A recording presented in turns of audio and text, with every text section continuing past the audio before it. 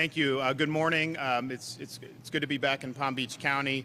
Today, I'm signing an executive order assigning the case involving the attempted assassination of former President Donald Trump to the Office of Statewide Prosecutor under the supervision of Attorney General Ashley Moody. The suspect, Ryan Ralph, is believed to have committed state law violations across multiple judicial circuits in the state. Palm Beach Judicial Circuit, the Judicial Circuit including Martin County, as well as perhaps the Judicial Circuit represented by Broward County. Also, the state of Florida has jurisdiction over the most serious, straightforward offense, which is attempted murder. I've directed state agencies to move expeditiously and to provide full transparency to the public.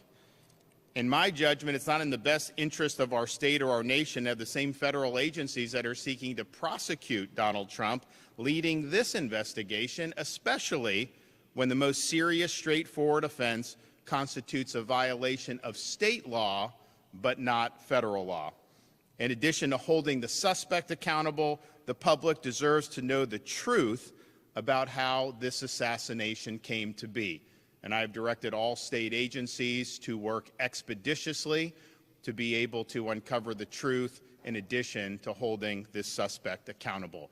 We are going to hear from some folks that will be involved in this, starting with our Attorney General, Ashley Moody.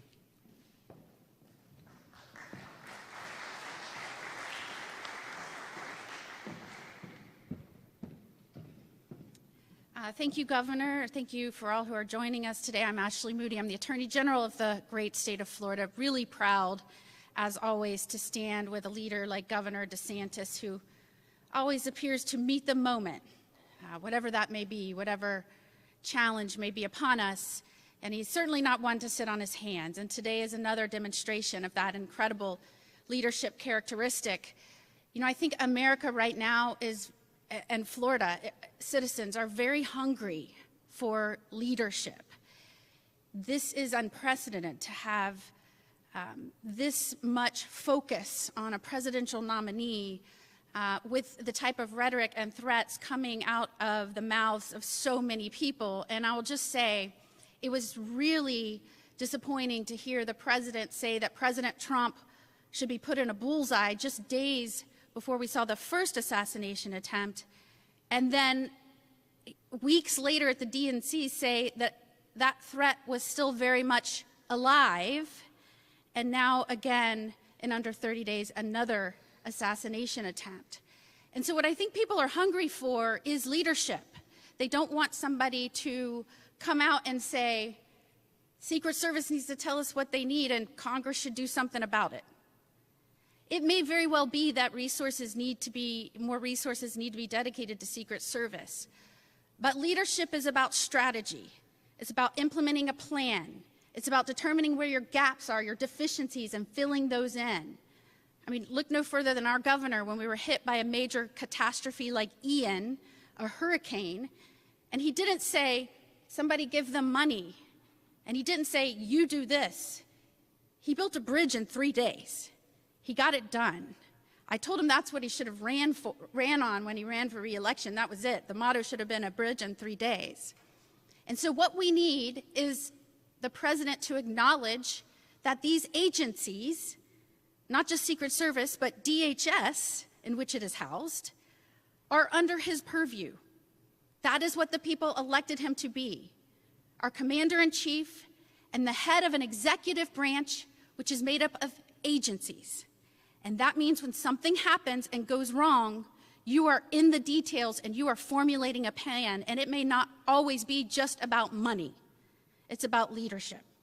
And right now, the American people need to know we're on this. Sometimes states have the ability and the jurisdiction to bring charges and go after maximum penalties that maybe the federal government does not. And that doesn't mean it's a turf war. Somebody asked me about that before. It is very common for state investigators, state prosecutors to work with our federal prosecutors and federal agents on dual tracks with different purposes. And we may have different charges here, and that's why with Governor DeSantis' leadership, I am proud that Florida Department of Law Enforcement and the Florida Highway Patrol will be looking into and investigating what happened when something went terribly wrong, when someone was allowed to remain on the periphery of a golf course in a tree line for 12 hours and get within 500 feet of the President of the United States. We also need trust and transparency. And that's why I'm very proud of the state of Florida for stepping up and this governor for stepping up and delivering that to Floridians and the American people. It is awkward, to say the least, to have a prosecutorial agency and an investigatory agency that is bringing charges and seeking to put the victim away for life, being the same agency and prosecutors that are going after the would-be assassin. And so we're happy to make sure that the American people and Floridians feel confident that we're protecting one of our own, that we're investigating this to leave no stone unturned, and that is to protect the life of the once and potentially future President of the United States, Donald Trump. So thank you, Governor DeSantis, for trusting us and our agencies with this important work. Great. Okay, Mark Glass, FDLE.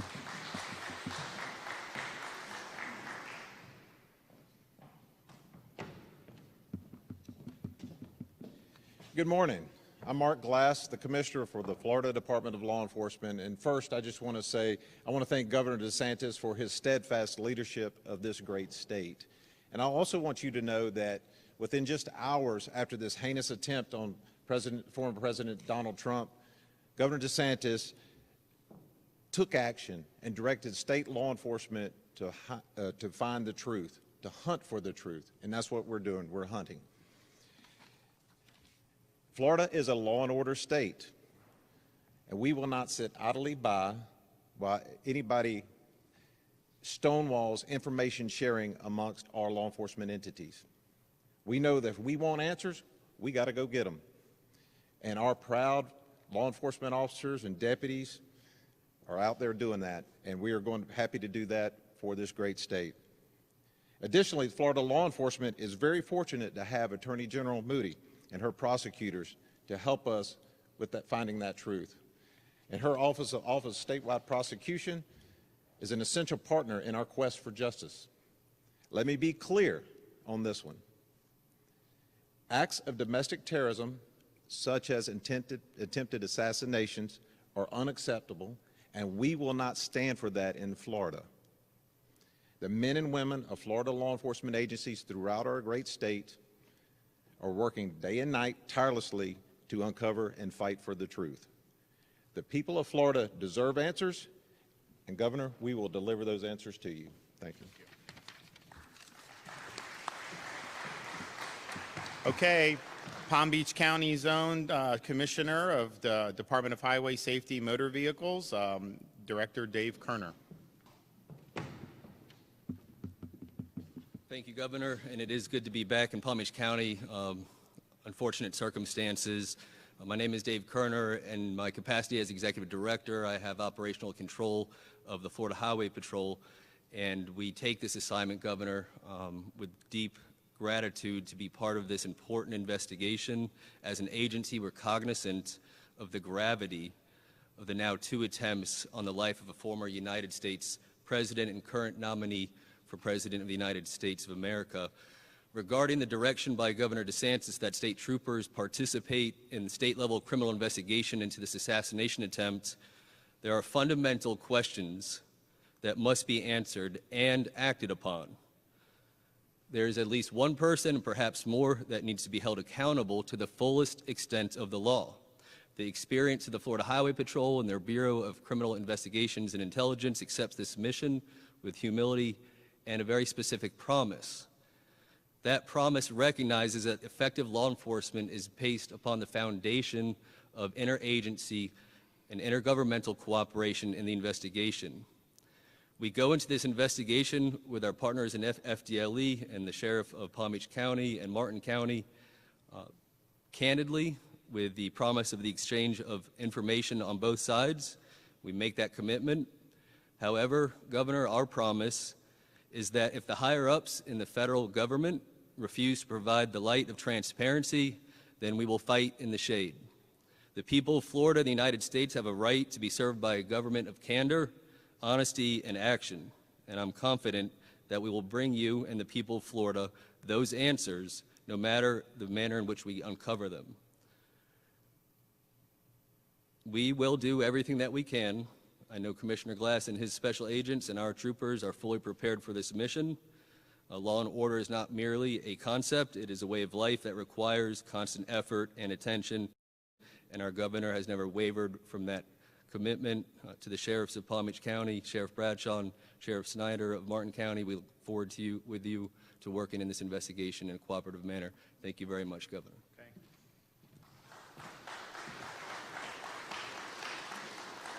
I will now hear from Palm Beach County Sheriff Rick Bradshaw.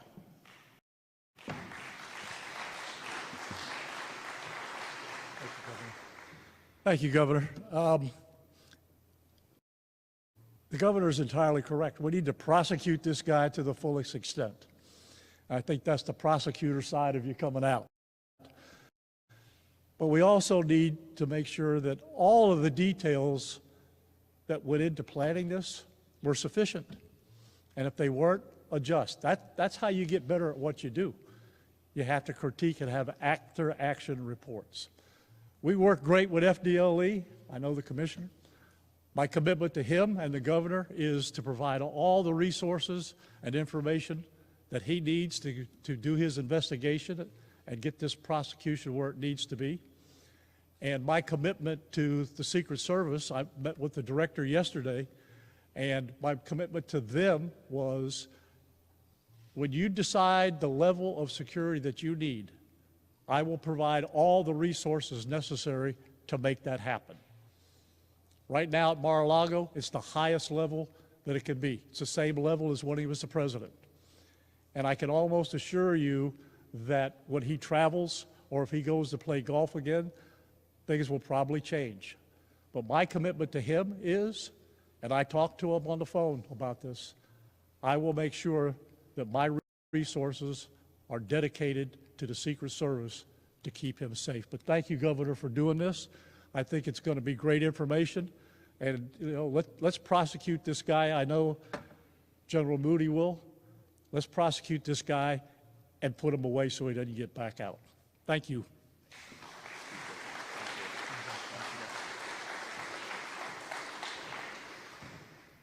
And apparently the suspect fled in the bushes when the Secret Service was shooting at him, jumped into a car.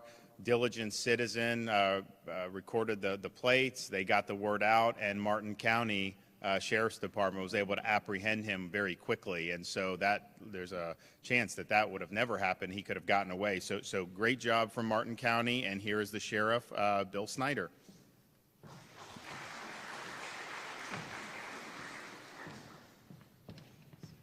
Thank you, Governor. How gracious. I'm going to be the shortest speaker up here. I just want to say this and weigh in on behalf of the men and women of law enforcement. Notwithstanding some of the political machinations that will go on, the navel-gazing, the hand-wringing, and all of that, I want to tell you something.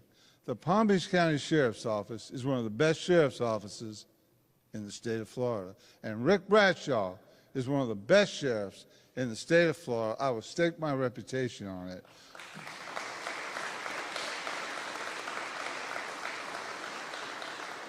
I will say this, and then I will sit down. Cops are the best people in the world.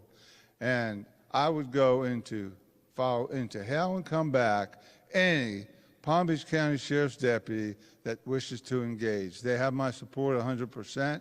We were honored to find that suspect before he got away. But Governor, I'm here to tell you, there's not a police officer, deputy sheriff, state trooper, Secret Service agent, or FBI agent that wouldn't have done the same exact thing we did. Cops are the best people in the world. God bless you, fellas. God bless you.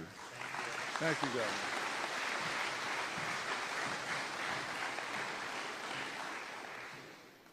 Well, thank you, Sheriff. We have a strong interest in the state of Florida of bringing this suspect to justice to the fullest extent of the law.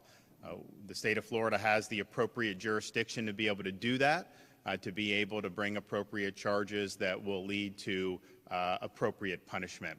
And I look forward to the investigation, and I look forward to them moving very quickly to hold this suspect accountable and to provide answers to the people of the state of Florida and to the American people. So thanks to everybody that has stepped up in these days since the attempted assassination occurred, and we will provide whatever resources are needed to be able to ensure that this investigation goes swiftly and that we're able to bring the suspect to justice thoroughly. And with that, I'm happy to take some questions.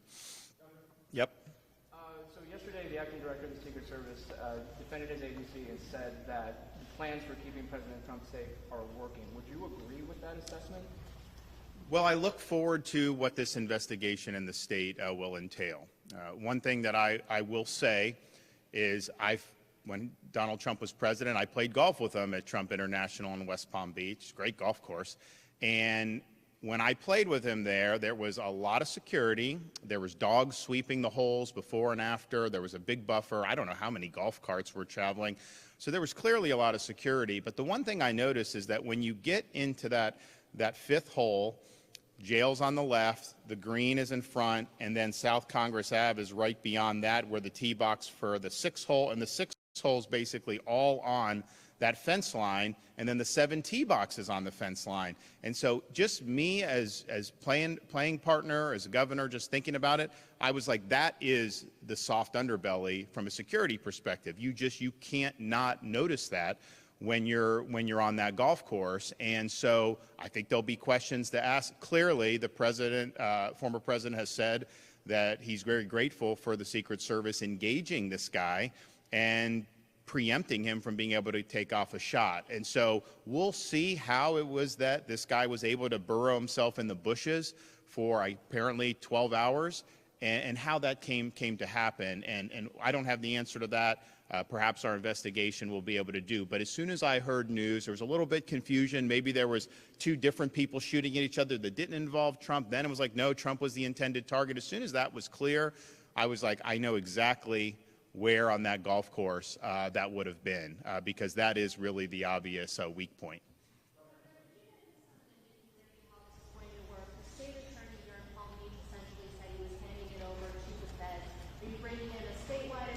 Statewide Prosecutor, that's correct. The Office of Statewide Prosecutor, under the supervision of Attorney General Moody.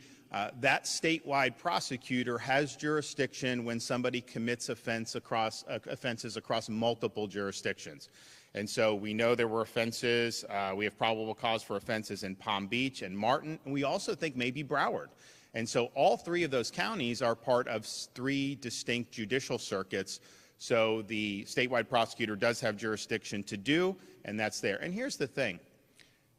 You have a responsibility in law enforcement and as a prosecutor to hold people accountable to the fullest extent of the law. It would be one thing to hand off to the feds if somehow they had more significant crimes that they could pursue. It doesn't seem that that's the case as of now.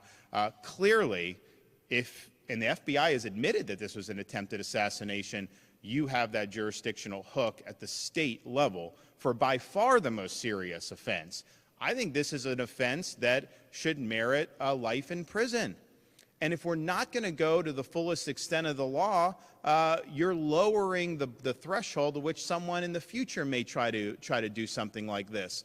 So I think it's really important for the people of Florida, but also for our country, that we pursue the most serious charges that are on the books to hold this guy accountable. And to say you're going to do a couple gun charges, that is not going to be sufficient to do it. So they clearly have jurisdiction in the statewide prosecutor. We have a very strong interest in holding this suspect accountable to the fullest extent of the law. And we are in a better position in the state of Florida to be able to provide answers to the public. I think back about what happened in Las Vegas back 6-7 years ago. We never got any answers about that. I think back about what happened in Butler, Pennsylvania. We've not gotten very many answers about that. I think that really erodes public confidence. And I think the Florida agencies working from local on up have an opportunity to do a thorough investigation and then to provide the truth about what's happening. or what happened and how this came to be. And people deserve that the truth. And so I think that there's two really significant interests: holding him accountable and then delivering the truth about how this could have happened.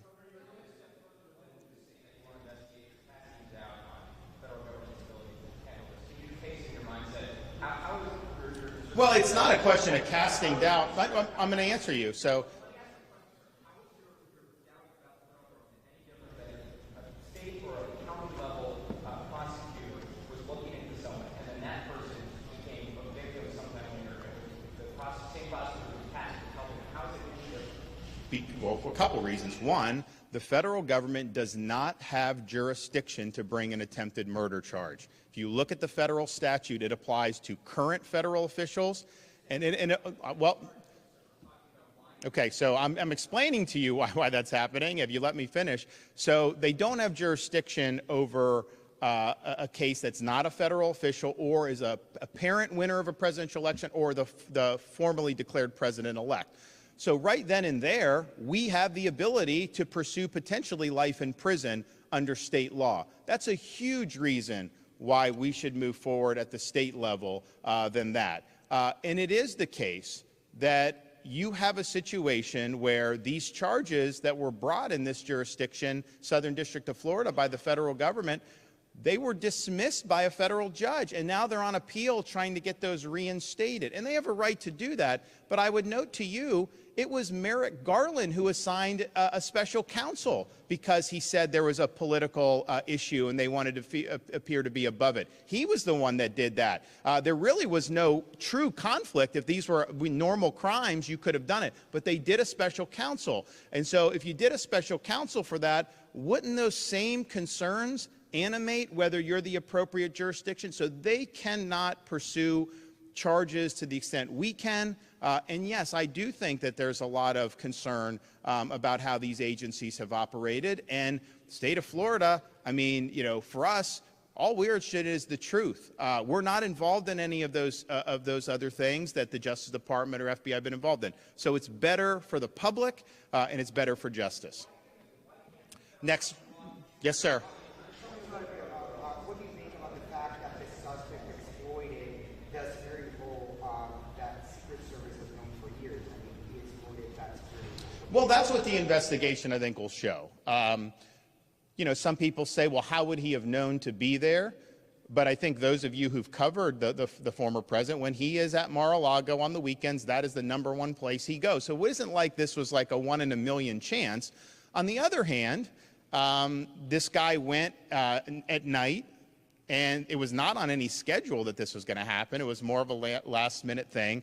And I don't even know that the club is open yet. I think they open in October. I know, in fact, I was talking with them a week or two ago. They did a lot of overseating. I think the course is going to be in really good shape. And he's like, you got to come down and see it. But I don't think it's even open for the members yet. So why would he have chosen now to burrow in to that? I don't know the answer to that question. Our folks are going to look to see. And here's the thing.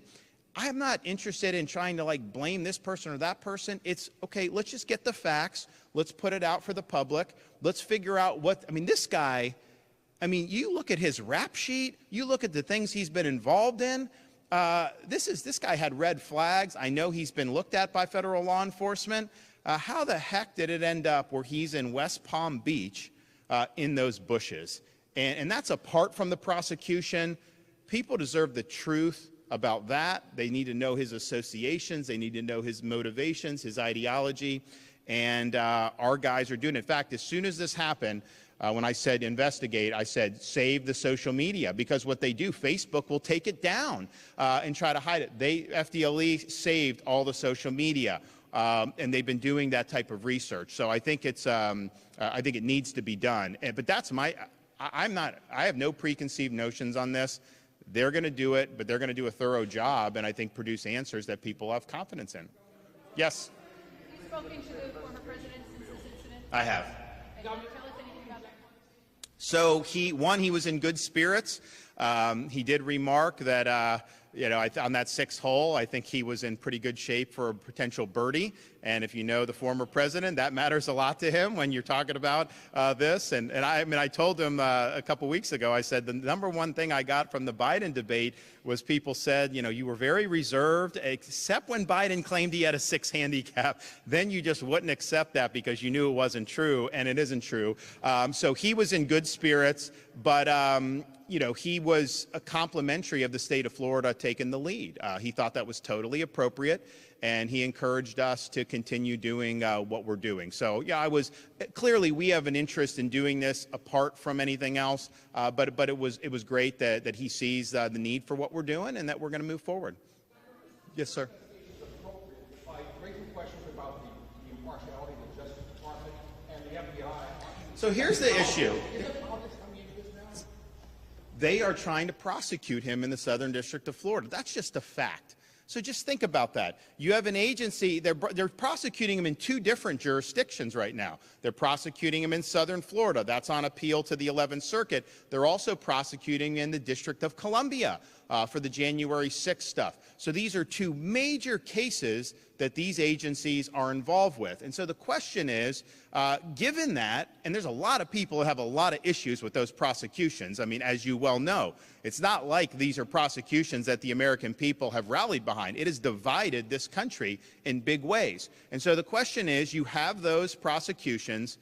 Do we honestly think these agencies are the best to turn around and do this investigation on a potential assassin that some of them may or may not want to be held accountable for if there was something they could have done better, right, with security? I don't know what all went into the federal stuff. But, man, don't you want a clean slate? Don't you want to have investigative agencies that are just going to pursue this without any other agenda creeping in, without there being any cause for concern about any impartiality? And, oh, by the way, that can bring the most serious, readily provable offense under state law, not under federal law. So this is the right thing to do for justice. And I think justice means holding the perpetrator accountable to the full extent of the law, but justice also means making sure we get the unvarnished truth. We haven't gotten the unvarnished truth about Butler, Pennsylvania. That's just a fact. We never got really any truth about Las Vegas when that happened. And so I think people are used to kind of the federal agencies taking control of things and then no answers happening. And we don't want that to happen in this case. That's not appropriate to happen in this case, especially when the state of Florida has multiple grounds with which to pursue charges against this individual. Judicial circuits? What kind of information do you believe that the state investigation will reveal that the federal investigation may not? I think what will reveal, I think, is the important thing. What the state does is going to be made public. I mean, if you guys know who are from Florida, you can FOIA a lot of the stuff that's done in these investigations under Florida sunshine laws, and then they have a charge to be very frank and exercise candor with the public. I want the information to get out. I do not want any of the information kept under wraps. We're not a party to anything that happened in terms of the state of Florida government. I mean, we have been asked to help in the past on security, and we're always willing to do that. But that wasn't our primary. We were not responsible for it that day. We've not been responsible for any of the prosecutions that have been brought against the former president. So we're in a great situation to be able to look at this with clear eyes, get answers, and then deliver those answers to the public. I don't think anyone can honestly claim that the federal government has been forthright and transparent about its past investigations. That's just the reality. That's just how these guys operate. Apart from any type of political bias, that's how it's been really for many, many years. That's not how it's going to be here. And so we'll cooperate with all agency or all levels of government, because I think that some of those gun charges may be appropriate to bring, but not to the exclusion of bringing a charge for something like attempted murder.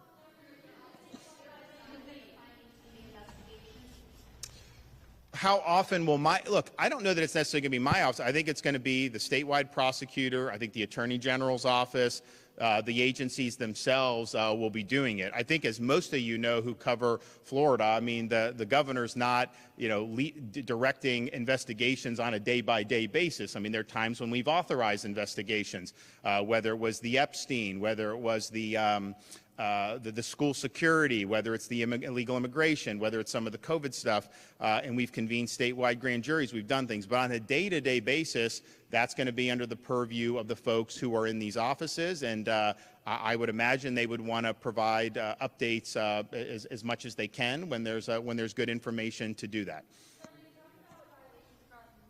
Judicial circuits, including Broward County possibly? Does he have a connection to Broward County?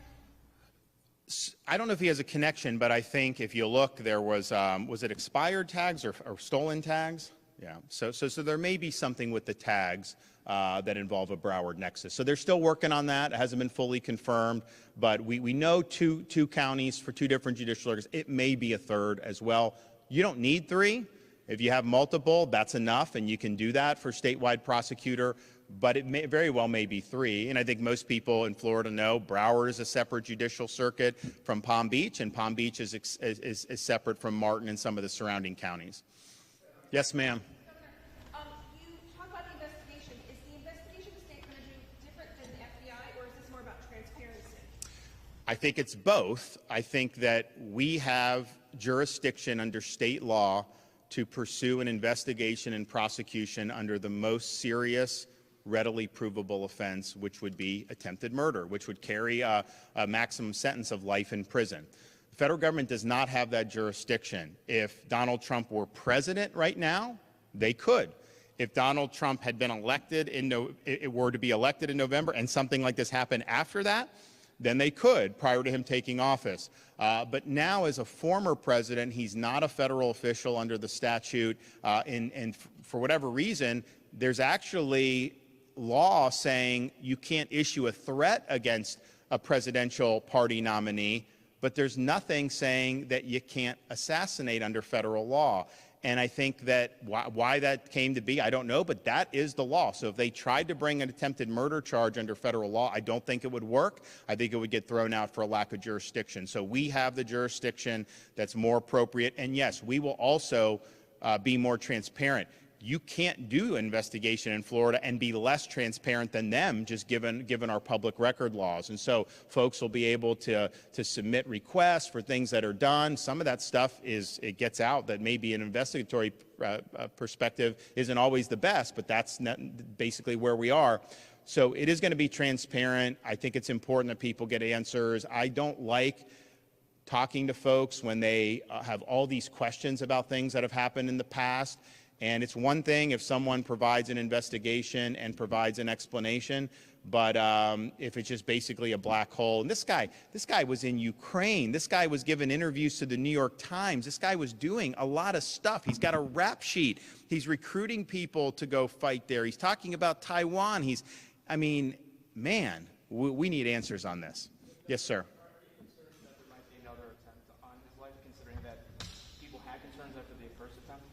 Of course I'm concerned. I mean, we have a climate right now which is not healthy for this country.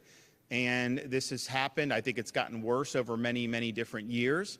But we are where we are. And I think the security is, of course, paramount. But the reality is, in 330 million people, you're always going to have people that are nut jobs, right? And that's why that's why you have security here at Palm Beach County Sheriff's Office. That's why we have it in the state capitol. But in this situation, I think it's heightened. I don't think that there's anybody that's in office or running for office that has the commensurate levels of threats that have been directed at former President Donald Trump. I think that's just a fact. And to have two attempts within a 2-month period, I think that happened to Gerald Ford back in the 70s, but that's not something that's happened very often in the history of our country. Are they on board with your plan for a state investigation? Mark Glass and the rest of the team are working with them. The reality is we have a duty to pursue the most serious offense available. And I don't know that you'd want to stand in the way of that happening. So we're going to do it. They're going to work collaboratively with the feds. But as Commissioner Kerner said, if this is not going to be something that's going to be transparent from there, we're going to work hard to behind the scenes to be able to get the information to the public. So I feel that this is a pretty straightforward violation of state law potentially. That of course they have to investigate and prove it up, and they have to get the charges filed and agreed to go forward. But I think that they can do that. But I just think if you get like a couple gun charges, not that those are de minimis, but that is not the same. There's people that have gun charges in this country every single day across every single federal district in this country.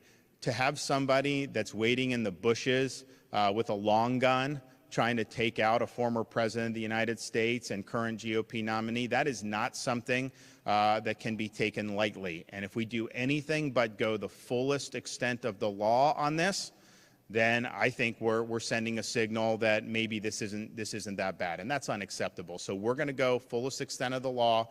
I have confidence in Attorney General Moody and her team to be able to get the job done. And so we'll have more information as the investigation unfolds. And if it does lead, which I hope it will lead to appropriate charges, those will be pursued at the appropriate time. Thanks, everybody.